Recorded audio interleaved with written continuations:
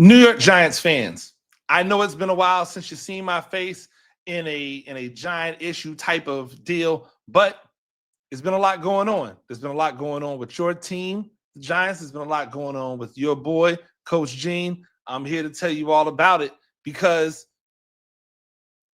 I feel like it's all good things and things that we need to talk about. And while I haven't been here, I know that you probably want to hear what I have to say. At least I hope so, right?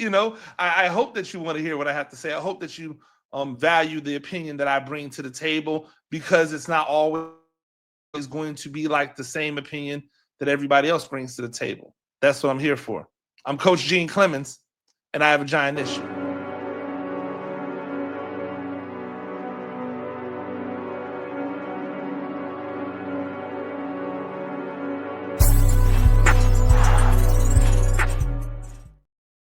Ladies and gentlemen, welcome back to another edition of A Giant Issue. I am Coach Gene Clemons. New York Giants on that side. That's where you get all of your New York Giants news and information from. Make sure you go over there. Tons of content, tons and tons and tons and tons. PT, Patricia Traina, and the entire staff over there do a fantastic job of kicking out lots and lots of entertainment along with your boy. So if you've been looking at our 90-man roster series, you've seen a lot of Coach Gene Clemons. I actually had someone in the comments go, "Hey, Coach Gene, like what's going on with your videos? Why are they so short?" Well, that's because those are the snippets from the New York Giants on SI for those particular players. A giant issue still exists. I just use my backdrop because why not promote my own podcast on the place where I write for on the YouTube channel that is run by the same people that you get it? So that's why I do mine, and that's why the other ones may not have the giant issue accoutrement behind it. But that doesn't mean that I've changed the format. That just means that I'm doing a short form, the little quick vignettes to talk about those players. And then you still have me with the giant issue. Now, why haven't I been around more? Why haven't you seen more episodes? Well, first off, life things, right? I was moving. So as I was moving from one place to another, I just didn't have access to everything. I was homeless for a couple days, while I'm getting everything settled. I still haven't gotten everything completely settled as of yet. One of those reasons is because I am on vacation. If you are looking behind me right now, you are looking at the inside of the swim-up suite at the Excellence Punta Cana. That is where I've been, Punta Cana, Dominican Republic. I will be here until the end of the week, and then I'm right back to the business of giving you the content that you have grown to hopefully love, from me. But there's just been a lot of stuff going on, life things. We all have to deal with life, and as much as I would love to tell you that all of this pays the bills, it doesn't. So when the life stuff that pays the bills comes along, you have to pay attention to it and make sure it's right. Until one day, hopefully you guys love me enough that this is what pays the bills, which would be awesome because then I would talk to you all the time, every day. So I appreciate people reaching out and wondering what was going on. I appreciate people who've missed the pod. I'm still here. It's not season 2 yet, but season 2 of A Giant Issue is coming. And when is it coming? July 16th. July 16th, the same day that training camp opens, I will be right back here with season 2 of A Giant Issue. Now, that doesn't mean we're not going to get any more A Giant Issue episodes until then. It just means it won't be as frequent as it will be once we hit season 2, because once we hit season 2, we're in season, right? Like we're getting, it's football time, right? Right now is the off season. So a little bit more time in between the pods as I get everything situated. What I wanted to pop on, because I wasn't planning on dropping a pod this entire week. And then I said, you know what? I may have to drop a pod like once or twice throughout the week when I saw things going on. And one of the things that I saw is someone was talking about or looking at Russell Wilson throw the football at Giants OTAs. And they were talking about how it just looked different. I believe, and I want to give credit, I believe it was authentic. And if you don't follow him, please go ahead and follow him. Authentic from Authentic in the Beard, their podcast. He also does other stuff with Bleacher Report. So definitely go and check that out. But he says, yeah, there's a difference, right? 100. And he referred to Russell Wilson and the video that was released from the New York Giants hyping up, the hype videos that they do of Russell Wilson throwing the ball. And a lot of people had issue with it. And I'm trying to figure out what the issue is, because I've watched the entire career of Russell Wilson, and I've watched the entire career of Daniel Jones and all of the other quarterbacks that the New York Giants have had. And I'm just going to tell you, when Daniel Jones threw the football versus when Tyrod Taylor threw the football, it was different. Tyrod Taylor's football just seemed to get to the receivers. It was catchable. It had flavor to it. He was pushing it downfield. It wasn't any slight against Daniel Jones. It's just what it was. It was what it looked like out there on the field.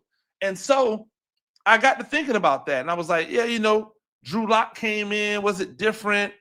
Yeah, but Drew Lock makes a lot of mental mistakes and does a lot of bonehead things. Wasn't enough sample size to really see. What about Tommy DeVito? Was it different? No, it really wasn't different. It's just that he had nothing to lose, so he threw the ball in a way like someone who had nothing to lose. And then I'm thinking about Russell Wilson and how he's throwing the ball. And it looks different. It looks very much like that Tyrod Taylor when he was out there spinning, and I believe that he beat out Daniel Jones for the starting spot in 2022. I remember that. When they brought him in and said it was going to be an open competition. And in my opinion, he beat out Daniel Jones in 2022. And for me, every time I watched him at training camp, I saw videos, everything that I saw, he just looked like the better, more poised, playmaking quarterback. Now, Daniel Jones had a decent season that year that got him the contract, and the rest is history. But watching Russell Wilson throw the ball, it's a similar type of thing to me. It's a similar thing to say, hey, this looks different than when Daniel Jones threw it. But for some reason, fans are really up in arms about this, and I'm confused because it feels like the same people who wanted Daniel Jones gone are the same people who are like trying to diss or discredit Russell Wilson for what he's doing. It's really weird because they're using this, they're only in shirts and shorts. I get that, but they're throwing the ball.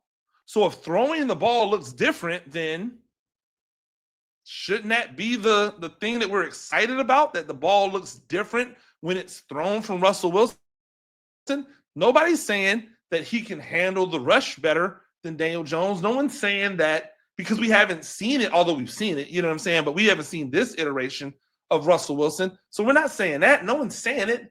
They're saying, hey, it looks different when it comes out of his hands and it gets thrown. And then I took it further, right? Because it made me start thinking about Shedeur Sanders. And I know the last thing that Giants fans want to do is talk about Shedeur Sanders and whether or not he should have been here over Jackson Dart and blah, blah, blah, blah, blah. I'm not here to do that. I'm here to talk about all of the people, these Giants fans, who told me Shedeur Sanders didn't have an arm and he was a bad teammate and he was this and all of these negatives. And while they've been in shorts and T-shirts, he has proved all of those things wrong. He's not a bad teammate. By all accounts, he seems to be a great teammate.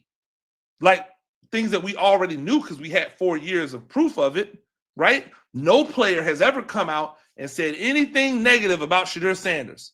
Like you would think in the 4 years that Shedeur Sanders have had wide receivers and running backs and offensive linemen, that somebody would have came out somewhere and said, nope, he's not a good person. Not a one. You can't find it. And even the people who may have wanted to have smoke for Shedeur Sanders They don't say he's a bad person, but somehow that became the narrative. And then the other one that's more pertinent to this discussion that I'm having right now is that, oh, he can't throw the ball. He doesn't have the arm strength. He's, incapable. And yet all we keep seeing from the Browns, we don't see highlights from Joe Flacco. We don't see highlights from the other dudes that they have there, because really, who cares about the rest of these dudes, right? It's Flacco and it's Shedeur. All we see is highlights from Shedeur, and it makes you go, man, if he was so bad at throwing the ball, how does he look so good now? And of course, someone came along and said they're in shorts and T-shirts. Well, we're talking about throwing the ball. We're talking about arm strength. We're talking about accuracy. All of these things can be seen without there being football played. Nobody said Shedeur Sanders was going to go out there and be Joe Montana day one. No one said he was going to be Joe Burrow day one. What they said is, hey, he's throwing the ball really well. Why are we mad? Why are we so mad at this, at these people just telling the truth? When did we become the society that was going to be mad about everything regardless of what happens? It's one of the things that I wonder about New York Giants fans as a whole. Like, is your fandom steeped in misery? Or are you fans of the misery? Like, where's the hope? Where's the light? Where's the... And I'm really asking these questions, so please leave it in the comments. I want to hear it, and I'll respond if there's something to respond to, because I'm not saying that you guys are miserable. I'm wondering why you're not happy. And if you are happy, and that's a small group of people who are not happy, then it's a small group of people who are making loud noises, right? If you're in a classroom, and you guys know I teach and I coach. If I'm in a classroom and I have 30 kids in my class and 5 of them are loud and obnoxious, the classroom is loud and obnoxious because the 5 of them are going to be enough to make the other people have to be louder in what they're doing, which is not, and it's just going to sound like noise, right? Those 5 are going to stand out. Those 5 are going to get the attention of the teacher. Those 5 are going to get the attention of the administration. They're going to try to figure out why they're so loud, why they're so upset. Meanwhile, you're going to forget about the other 25 that are doing things the right way, that are handling business the right way. And so it makes me wonder, like, why are you mad? Let's go through all the things that New York Giants fans said they wanted. They said they wanted a new quarterback. They brought in Russell Wilson and Jameis Winston. Then they drafted the guy that everybody said the head coach wanted. He got his man. They got 3 quarterbacks. You said you wanted a different one. You got 3. You said you wanted an upgrade over Kayvon Thibodeau. They drafted Abdul Carter with the 3rd overall pick.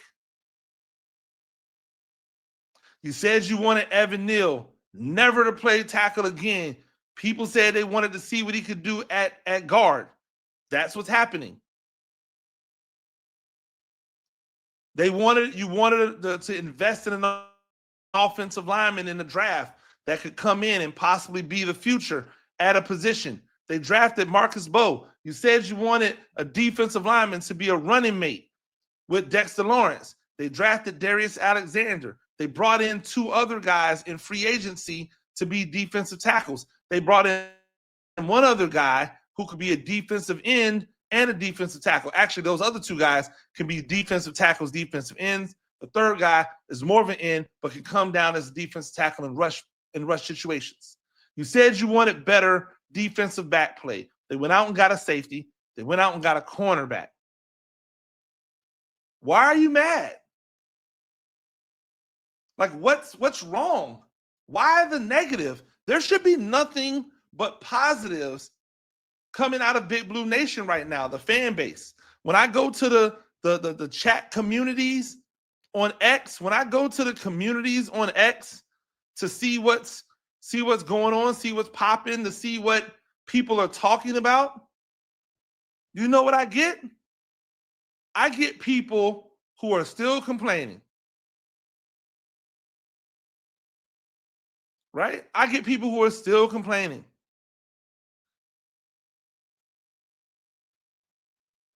I get people who are trying to defend these deals that are happening with the Giants. There should be nobody having to defend them, because universally everybody should be like, okay, we seem like we're moving in the right direction. Hey, I'll be the first person to tell you, I didn't like all of the moves that they made. I love the fact that they made moves. I'm going to say that again. I didn't like all the moves that they made, but I love the fact that they made moves, because at least we can say someone's trying. And literally every single beef that New York Giants fans had, every single beef that Giants fans had, they addressed. Almost as if to say, hey, we hear you. We hear you, and we agree with you. These things need to be addressed. These things need to be updated. These things need to be upgraded. We agree with you. That's what it feels like they're saying. And yet, what are we getting? Like, what are we having, like, the conversations about? Whether or not Russell Wilson is really an upgrade versus Daniel Jones. Hey, guess what? What if he's not? What if he's just as bad or just as good as Daniel Jones is? Then what? You're going to complain about it? So you're going to complain about the move that they made, then complain when they make the move and the move fails? Then you're going to say they shouldn't have made the move? That's what Jackson Dart's there for. If Russell Wilson's not good, that's what Jameis Winston's there for. I'll tell you one thing that we all know and we don't want to say. Jameis Winston ain't no Daniel Jones. Right? Jameis Winston ain't no Russell Wilson. So if Russell Wilson gets out there and stinks it up and they don't want to go to Jackson Dart and they put Jameis Winston in there, it won't be a situation where the Giants are only getting a touchdown, maybe a game. He will immediately start putting points on the board. You know it. I know it. The history says it. Now, the history also says that he might put some turnovers on the board. The history says that you may have to reel him in, but that's okay. So you have options. So if Russell Wilson ain't the man, if he ends up not being the answer, he's on a 1-year contract, no harm, no foul. He's gone next year. You've got a cheap Jameis Winston, and you've got your quarterback of the future in the wings waiting to go. You're just trying to let him marinate. And the longer you can let him marinate, the longer you can let him brine, the tougher he's going to be, the more impervious to burns he's going to be, the more you're not going to get him to dry out. All of the analogies, right? The more you're able to brine, the more you're able to put the marinade on him, he's going to come out. He's going to be easier for him to cook. It's going to be more palatable for everybody to taste, right? So what's to be mad about? What's to be like? Why are we constantly seeing these people having to defend Russell Wilson? Like, why do we see people having to defend? Here's what should be. Here's what it should be, right? Hey, with Abdul Carter, it gives us 3 guys, not 2. It gives us 3 guys, because Kayvon Thibodeau is still good. You people are just goofy when you say that Kayvon Thibodeau is not good, or at least the people who say that, they're goofy. But that gives them 3 guys who could legitimately be double-digit sack guys. That's how you should look at it. Man, we got 3 guys. Not, oh my gosh, I don't know why we're paying Kayvon Thibodeau. I don't know why we picked up his 5th-year option. Why? Because if you didn't, there would be a line around the corner to snatch him. Philadelphia wasted no time taking Azeez Ojulari off our hands. What do you think they would do if they saw Kayvon Thibodeau out there? Why are we mad? Why are we mad? Why is Russ throwing the ball all over the place to players, hitting them in stride, dotting them up? Why is that why would there be any negative to come out of that? Because I have to ask again, do you love the Giants or do you love bagging on the Giants? Do you love the Giants and you want them to be good, or do you just love the misery of rooting for a bad team? If you don't love the misery of rooting for a bad team, then I can't understand for the life of me why you wouldn't be hyped up about what you're seeing out there during OTAs. If we come back and Russell Wilson is bad when they start putting pads on, then guess what we'll say? Hey, Russell Wilson was bad when they started putting the pads on. Ta-da! But until then, why be negative? Oh man, ship Jameis Winston off. If we can get some picks for him, if we can get a day 3 pick for him, we get a 5th rounder for him. If we can get a 6th rounder for him, yeah, trade him away, send him to the Saints. Then what? You right back in the same situation. If Russell Wilson gets hurt, you got to turn it over to Tommy DeVito or a rookie. Why would you do that? You have the fail-safes in place to not have to rush your quarterback of the future out there right now. Why blow it for a 5th round pick, a 6th round pick, a 7th round pick in a future draft? That doesn't make any sense. Jameis Winston is on a team-friendly deal for 2 years. Not for 1. He's not even being paid like a top-level backup. He's being paid like somebody trying to make a roster. Jameis Winston should easily be getting $8 to $10 million a year. Easily. Maybe even $12 million, $13 million. Because finding a good backup is hard. But you're getting him at discount bargain basement prices. And now you want to get rid of him? Come on, man. So we're talking about that. We're talking about Wilson. We're talking about the edge rushers. Like, what's positive that you want to talk about? People are still out there trying to grab more cornerbacks. You're not happy with the cornerback situation you got? You got a dude going into his 3rd year that after his 1st year, everybody said was a franchise cornerstone cornerback. He had a subpar 2nd year, like the entire team did, not named Malik Neighbors. And now all of a sudden, he's no good. He can't be good ever. You got him. You got Adebo on the other side. You got Cordell Flott out there. You got Tyler Nubin out there. Right? Or safety, excuse me. You got oh my gosh, it'll come. You got Drew Phillips out there at the nickel. You've got bodies that you've drafted that have shown signs of being good that can take this cornerback like group to the level where they have versatility.